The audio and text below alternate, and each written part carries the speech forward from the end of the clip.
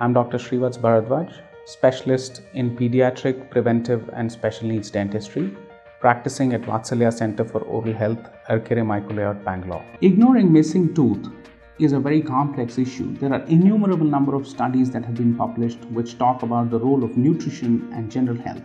And one of the most important thing for you to have nutrition supplements is having good healthy teeth. Because without good and healthy teeth, you would not be able to chew food, which will actually complicate further and then cause nutritional deficiencies.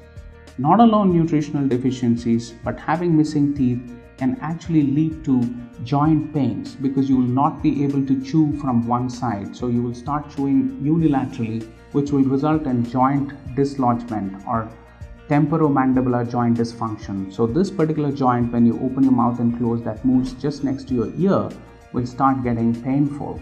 Then you can have headaches, neck pains, shoulder pains, and pains radiating to your back, which is all a part of dysfunction of your temporomandibular joint. And most of the times, people will keep visiting migraine experts, neurologists, ENT surgeons, and orthopedic surgeons thinking that this is a problem because of either a neck sprain or a migraine and so on and so forth.